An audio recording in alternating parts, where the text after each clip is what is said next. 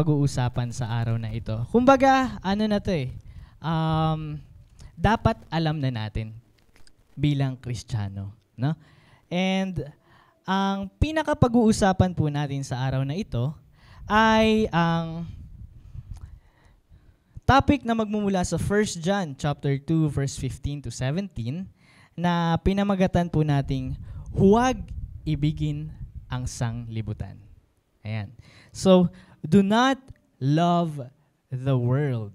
Yan po ang ating pinaka-pag-uusapan, which is given na, di ba? Dapat, alam na natin yan, na dapat hindi natin mahalin ang sanlibutan. Ngunit, napakahalaga na mapag-usapan din natin ito, mga kapatid. Amen po ba?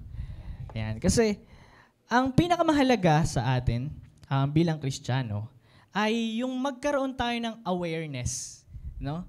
Yung awareness na kailangan kong malaman ang bagay na ito para ako ay magbago o para may mangyari sa aking buhay bilang Kristiyano. Ayan. So, sa buhay natin, sa mundong ito, ay siguradong punong-puno tayo ng mga challenges, di ba? Mga pagkakataon na kailangan nating balansehin yung nais nating gawin sa ating mga buhay o kung sino ang mamahalin natin ng lubos. Yan. Yung talagang highest form of love. And merong word dito which is agape. Yan. Pag sinabi nating agape, ito yung highest form of love. Greatest love of all. Ayan. So, kapag meron daw tayong agape, dapat ang agape natin ay patungo sa Panginoon. Ayan. So, yan ang agape, mga kapatid. And kapag ang agape natin ay papunta sa sanlibutan, ay mayroon pong warning dyan, mga kapatid. Si Apostle Paul. Na, okay, basahin natin. Ayon sa 1 John, chapter 2, verse 15 to 17, kung mayroon po tayong mga Bible, ay sundan po natin ito. Or kung mayroon po tayong Bible sa cellphones, mas maganda. Or dito po, sa ating kaliwa. 1 John chapter 2, verse 15 to 17. Huwag ninyong ibigin ang sanglibutan, ni ang mga bagay na nasa sanlibutan. Kung ang sino man ay umiibig sa sanlibutan, ay wala sa kanya ang pag-ibig ng Ama. Sapagkat ang lahat na nanga sa sanglibutan, ang masamang pita ng laman at ang masamang pita ng mga mata at ang kapalaluan sa buhay ay hindi mula sa Ama, kundi sa sanlibutan. Verse 17, at ang sanglibutan ay lumilipas at ang masamang pita niyaon, datapwat ang gumagawa ng kalooban ng Diyos ay nananahan magpakailanman. So, naranasan na ba natin mga kapatid na pumili? O let's say, Sunday. Ayan, Sunday. Pero, meron isa pang lakad na dapat nating puntahan. So, we have a choice. A-attend ako ng simba or a-attend ako dito. Let's say, birthday ng kakilala mo. No? Naranasan na ba natin yung mga ganong choice? Kapag oo, nandun yung options natin. If we will choose na magsimba or pumunta sa birthday, makilahok sa birthday. No? So, yung mga ganong simpleng bagay, makikita natin na mayroong mga simpleng desisyon na kailangan nating isagawa na may times na ko-consider natin, di ba? Aalamin natin kung ano ba ang pwede kong gawin. Siguro, attend ako ng birthday tapos habol na lang ako sa simba. No? Pwede natin gawin yun. Or, i-prioritize natin totally yung Sunday as our free time to praise God. Ayan. So, may mga ganong bagay tayo na mararanasan sa ating mga buhay bilang Kristiyano. And meron pang mga mas malalim na pangyayari sa ating mga buhay na talagang kailangan nating pumili. Yeah. So, depende na po yun sa ating nararanasan sa ating mga buhay. Pero sa passage na pag-uusapan natin sa 1 John chapter 2 verse 15 to 17, it is actually reminding us that we have the choice to make na will we choose to love God or will we choose to love the world? Ayan. Pag sinabi nating world, anong pumapasok sa ating isip, mga kapatid? World, mundo, no? Mundo. Pero, kailangan nating malaman na ang world na salita dito, mga kapatid, ang mundo na salita dito, ay hindi patungkol sa mundong ginagalawan natin. Hindi patungkol sa earth, no? Sa earth, sa lupa. Ayan. Kasi, ang mga bagay na ito ay gawa ng Panginoon at nagpo-prove din ng na creation ito ng Panginoon. So, if we try to read Genesis, yan, kung paano ginawa ng Panginoon ang mundo na ginagalawan natin, Genesis chapter 1, ayan. Nilalang ng Diyos ang sanglibutan. Ayan. Verse 1. Nang pasimula ay nilikha ng Diyos ang langit at ang lupa. At ang lupa ay walang anyo at walang laman, at ang kadiliman ay sumasa ibabaw ng kalaliman. At ang Espiritu ng Diyos ay sumasa ibabaw ng tubig. So, nakita natin dito na nilalalang ng Panginoon ang mundo. So, ang pinakapag-uusapan natin dito ay patungkol sa sistema ng mundong ito. No? So, if we continue Genesis verse 3, at sinabi ng Diyos, magkaroon ng liwanag at nagkaroon ng liwanag. Verse 4, at nakita ng Diyos ang liwanag na mabuti at inihiwalay ng Diyos ang liwanag sa kadiliman. At tinawag ng Diyos ang liwanag na araw at tinawag niya ang kadiliman na gabi. Nakikita ba natin ang araw at gabi, mga kapatid? Amen? Diba meron tayong araw at gabi? Ayan, gawain ng Panginoon.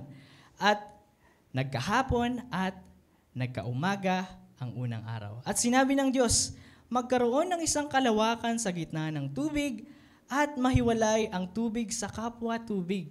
Ayan. So, isa ito sa mga wonders ng mundong ito. Meron tayong picture dito na magpapakita na talagang may division ang dagat, no? Ang ocean. Sa Pacific at Atlantic Ocean, makikita natin na may pagkakaiba ng kulay.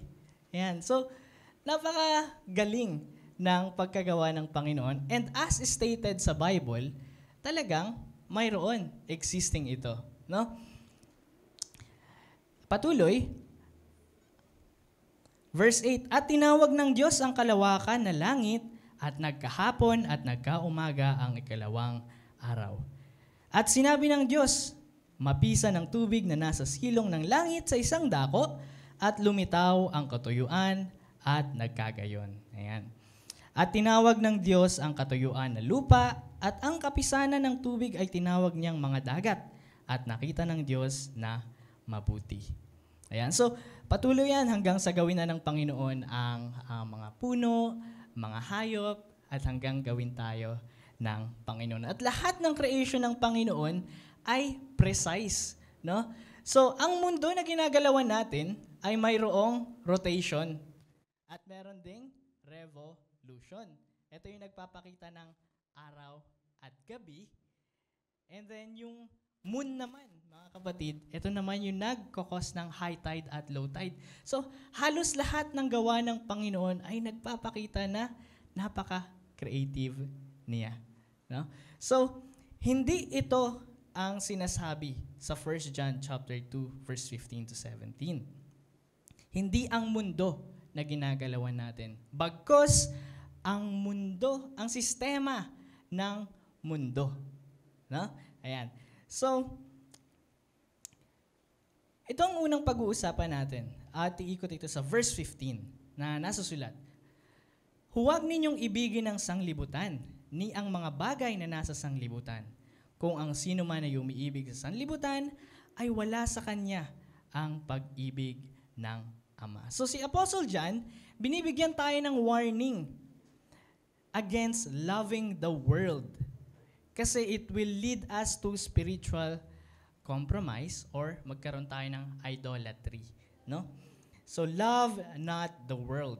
Huwag ninyong ibigin ang sanglibutan. So again, ang sanlibutan dito ay hindi patungkol sa gawa ng Panginoon na mundo, na nature, no? Ito ay patungkol sa sistema na gawa ng mga tao. Yan, the world's values and system na bumabase madalas, mga kapatid, sa selfishness, sa pride, sa pleasure seeking, itong mga sistema na ginagawa ng mga tao. Ayan, selfishness, ako.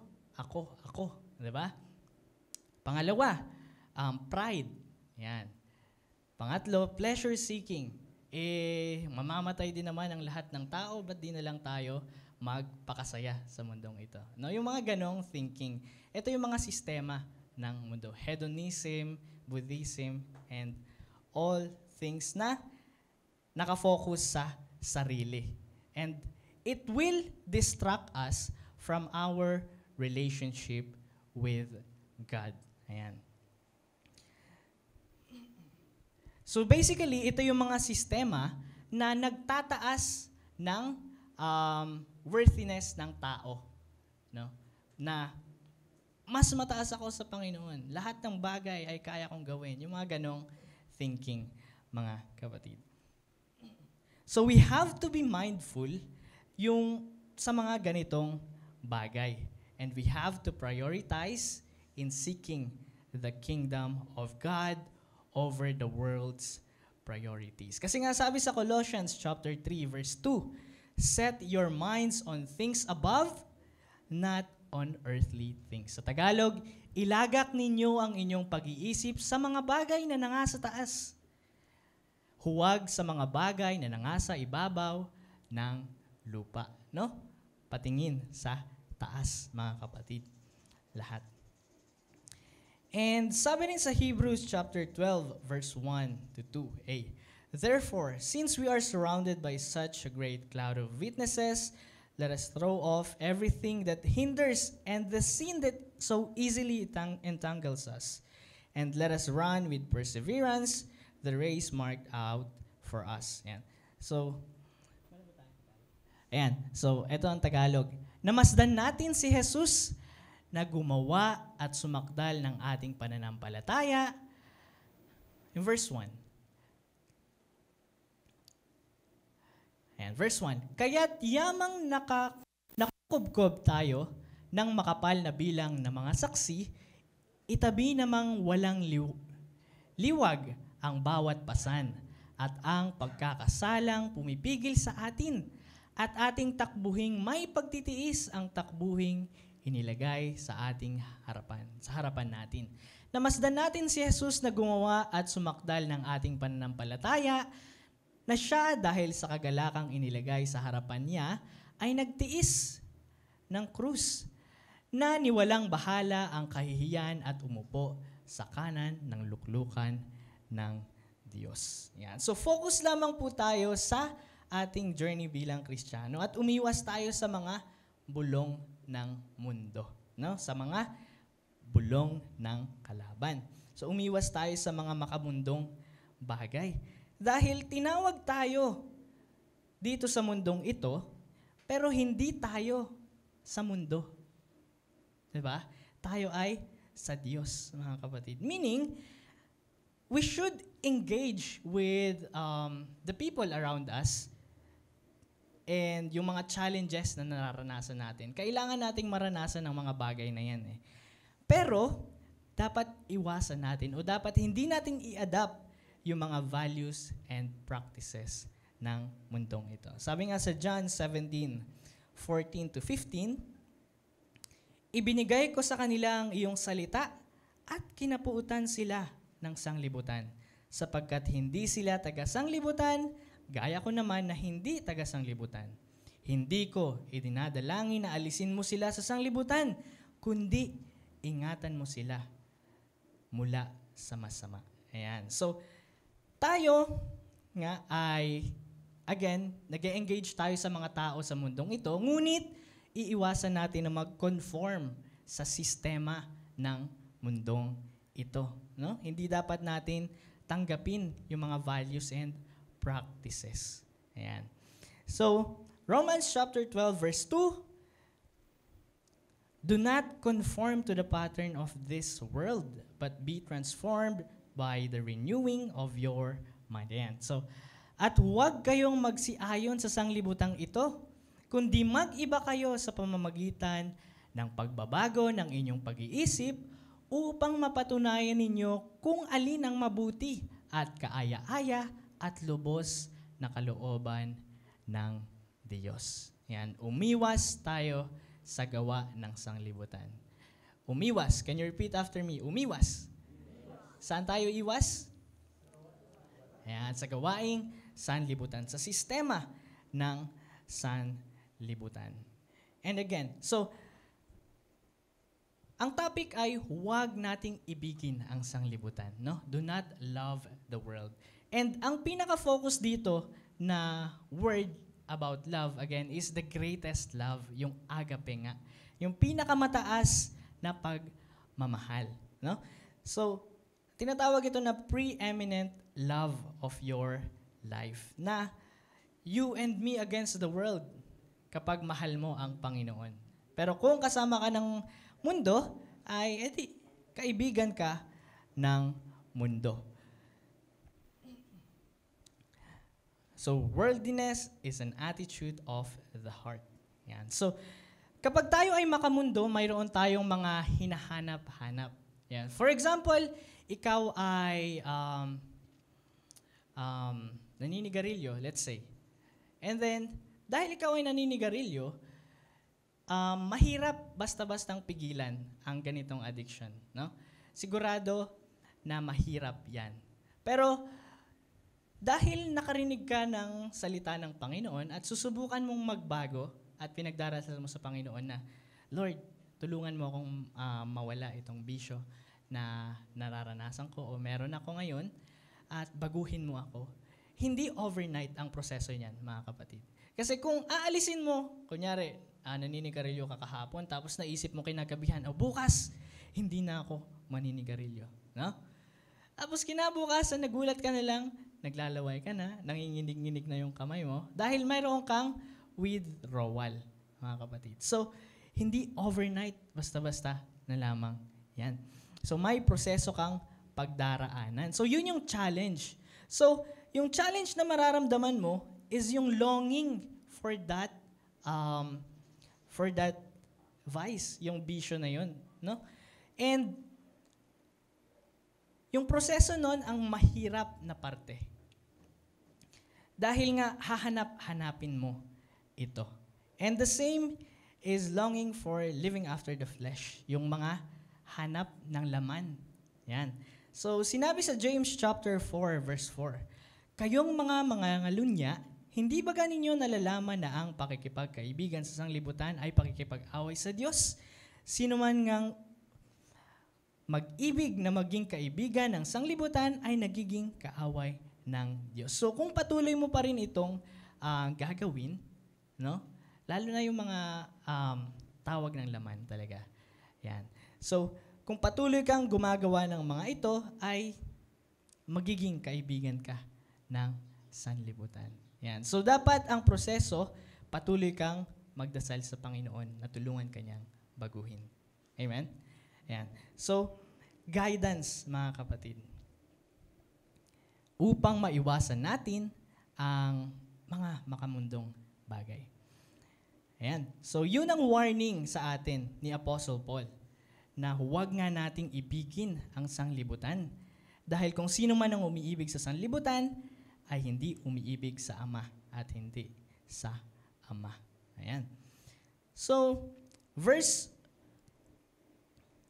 16, 1 John chapter 2, verse 16. Sapagkat ang lahat na nanga sa sanglibutan, ang masasamang pita ng laman, at ang masasamang pita ng mga mata, at ang kapalaluan sa buhay, ay hindi mula sa Ama, kundi sa sanglibutan. Ayan. And, yan, kung titignan natin mga kapatid, yung pagmamahal nga, let's say, Meron ngang verse, di ba, na patungkol doon sa you cannot serve two masters. Ayan. So, if you love money, you cannot love God. And if you love God, you do not love money. So, hindi naman masama ang pera. Amen? Masama ba ang pera? Hindi. Hindi masama ang pera, ngunit ang pag-ibig sa pera ang masama. Ayan. So, kung mahal mo ang pera, edi doon ka sa makamundong bagay. Ibig sabihin yan. Kasi, sabi sa Matthew chapter 6 verse 21, "For where your treasure is, there your heart will be also." Kung nasaan daw ang iyong kayamanan, ayan, sapagkat kung saan naroon ang iyong kayamanan, doroon ang iyong puso. Kung ang kayamanan mo ay nasa pera, nasa makamundong bagay, edi nandoon din yung puso mo. Kung ang iyong kayamanan ay nasa itaas, ang iyong kayamanan ay nasa Panginoon, edi sa Panginoon ang iyong puso. Amen? Ayan. So, again, lagi tayong mayroong dalawang choice. Either you love the world or you love God.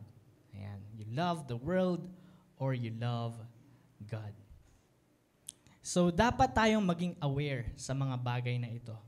Sa mga paraan na ng mundo kung papaano nila binavalue o pinapahalagahan ang mga bagay sa mundong ito. Bagkus bilang Kristiyano, mga kapatid, dapat, again, sabi nga sa Colossians, dapat nasa itaas ang iyong ang focus mo, hindi sa mundong ito. No? And sabi rin sa Philippians chapter 2 verse 3 to 4. Ayan. Na huwag ninyong gawin ang anuman sa pamamagitan ng pagkakakampi-kampi o sa pamamagitan ng pagpapalalo, kundi sa kababaan ng pag-iisip na ipalagay ng bawat isa ang iba na lalong mabuti kaysa kaniyang sarili. Huwag tingnan ng bawat isa sa inyo ang sa kaniyang sarili, kundi ang bawat isa naman ay sa iba't iba. Medyo mahirap intindihin, ano? So, sinasabi lamang dito, mga kapatid, na huwag daw tayong maging selfish sa ating mga ambisyon o vain conceit. Huwag nga tayong maging mapagmataas na gagawin mo ang isang bagay na gusto mo kahit na ikaw ay makasagasa ng ibang mga tao, makasama ka sa ibang mga tao. Bagkus, tayo daw dapat ay maging humble. Dapat daw tayo ay mag-serve sa ibang tao. No? Yung mga bagay na hindi dapat interest na makabubuti sa atin, bagkus makabubuti sa iba. Ayan. So, ayan. Dapat nating gawin ito dahil ito ang paraan upang malabanan ang sistema ng mundo. Bakit ba natin kailangan gawin ang mga ito? No? So, dahil may promise sa atin ang Panginoon. And sinabi ito ni Apostle John sa 1 John chapter 2 verse 17. At ang sanglibutan ay lumilipas at ang masamang pita niyaon, datapwat ang gumagawa ng kalooban ng Diyos ay nananahan magpakailanman. Ayan. So, ayun ang promise, mga kapatid, na ang gumagawa ng kalooban ng Diyos ay nananahan magpakailanman. So, ito ang promise ng Panginoon para sa atin. Muli nga, ang paboritong verse natin, John 3:16. Yan, for God so loved the world that He gave His one and only begotten Son, that whoever believes in Him shall not perish but have an eternal life. Sapagkat gayon na lamang ang pagsinta ng Diyos sa sanglibutan, na ibinigay niya ang kanyang bugtong na anak upang ang sino man sa kanya'y sumampalataya ay huwag mapahamak kundi magkaroon ng buhay na walang hanggan. So, hina-highlight ng promise na ito, mga kapatid, ang kaibahan ng mundong ito na temporary sa promise ng Panginoon na eternal love and eternal kingdom.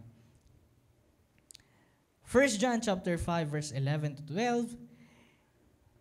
At ito ang patotoo na tayo'y binigyan ng Diyos ng buhay na walang hanggan at ang buhay na ito ay nasa kaniyang anak.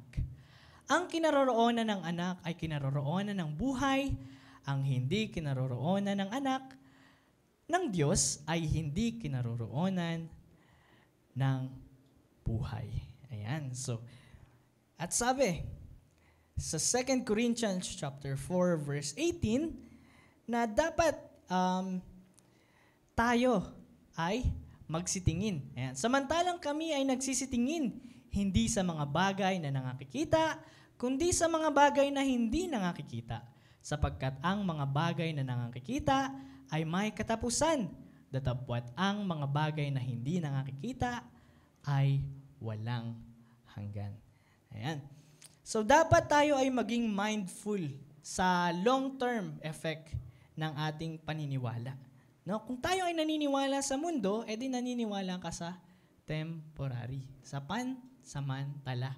No? Pansamantagal kung mahaba ang iyong buhay. No? Dapat ikaw ay tumingin sa future. No? Sa pangmatagalan, mga kapatid. Dapat tayo ay maghanap ng forever. Yan. So sa forever tayo, hindi sa temporary lamang. Yan. Kung babasahin natin ang Romans chapter 1, ito ang pinakamagbubuod sa ating pag-uusapan sa araw na ito. No? Sa Romans chapter 1, yan, you can read it with me, mga kapatid. So verse 18, sapagkat ang puot ng Diyos ay nahahayag mula sa langit laban sa lahat na kasamaan at kalikuan ng mga tao, na ang sinasawata ang katotohanan ng kalikuan. Sapagkat ang nakikilala tungkol sa Diyos ay hayag sa kanila, sapagkat ito'y ipinahayag ng Diyos sa kanila. Sapagkat ang mga bagay niyang hindi nakikita, buhat pa ng lalangin ang sanglibutan, ay nakikitang maliwanag. Sapagkatanto sa pamamagitan ng mga bagay na ginawa niya, maging ang walang hanggan niyang kapangyarihan at pagka-Diyos upang sila'y walang madahilan. Sapagkat kahit kilala nila ang Diyos, siya'y hindi niluwalhati nilang tulad sa Diyos, ni pinasalamatan, kundi bagkos ni walang kabuluhan sa kanilang mga pagmamatuwid at ang mangmang nilang puso ay pinapagdilim. Ang mga nangagmamarunong ay naging mga mangmang at pinalitan nila ang kaluwalhatian ng Diyos na hindi nasisira ng isang katulad ng larawan na tao na nasisira at ng mga ibon at ng mga hayop na may 4 na paa at ng mga nagsisigapang.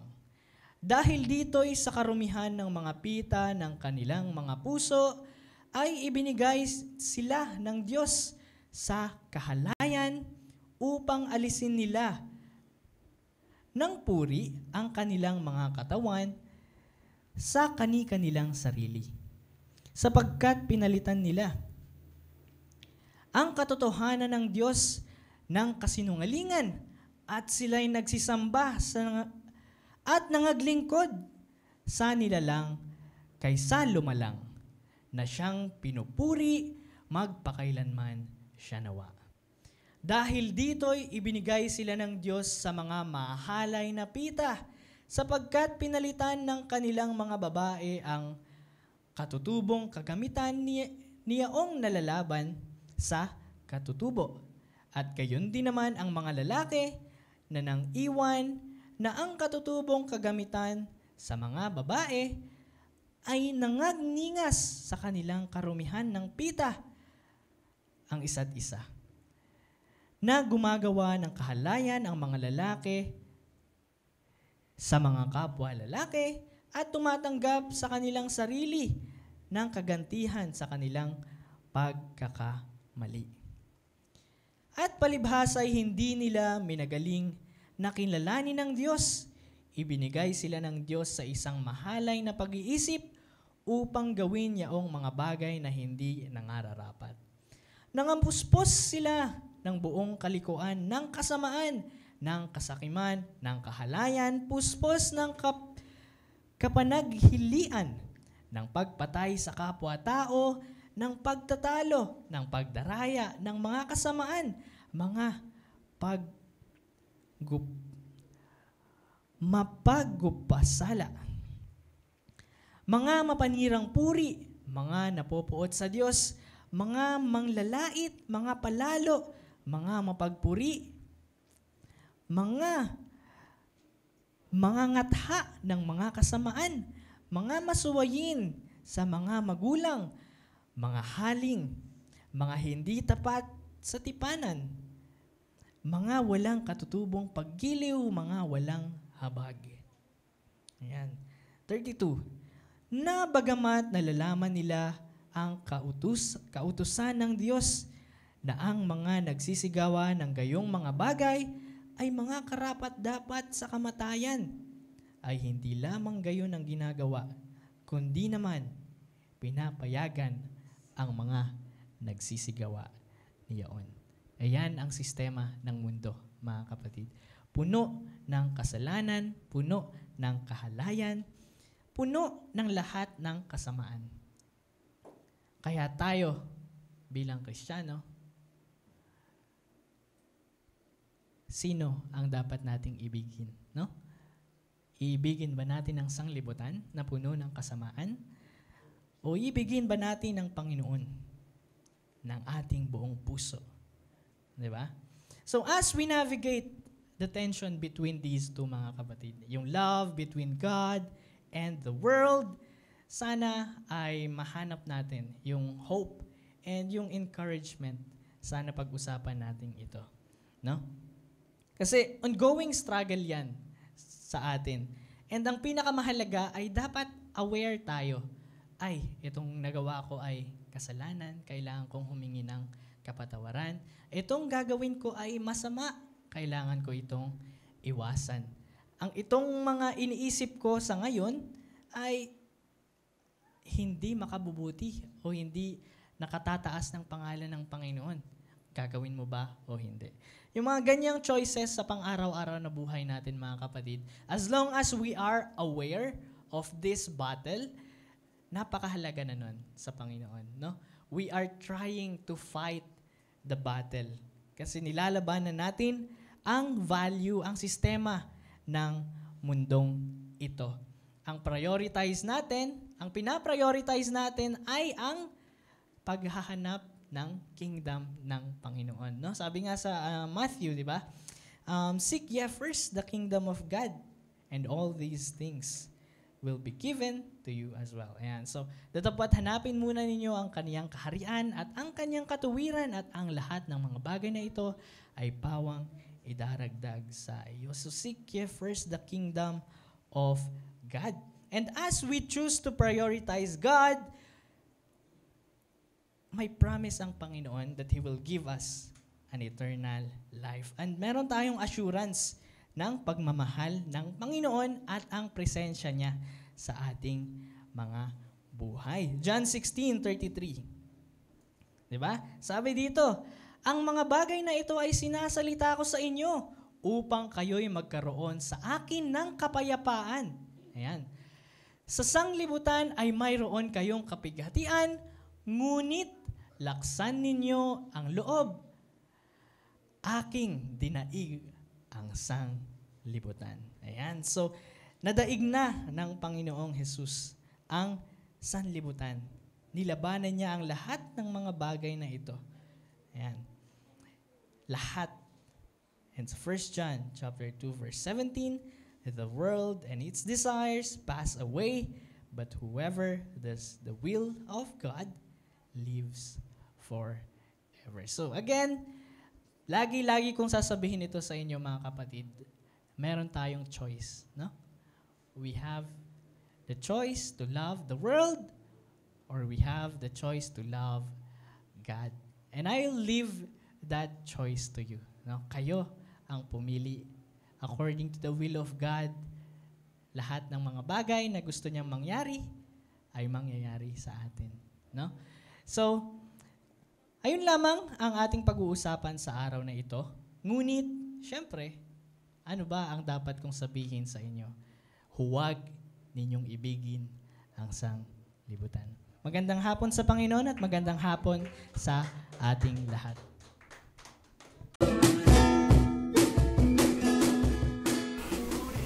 Ang kapayapaan ay iniiwan ko sa inyo. Ang aking kapayapaan ay ibinibigay ko sa inyo. Hindi gaya ng ibinibigay ng sanglibutan ang ibinibigay ko sa inyo. Huwag magulumihanan ng inyong puso, ni matakot man.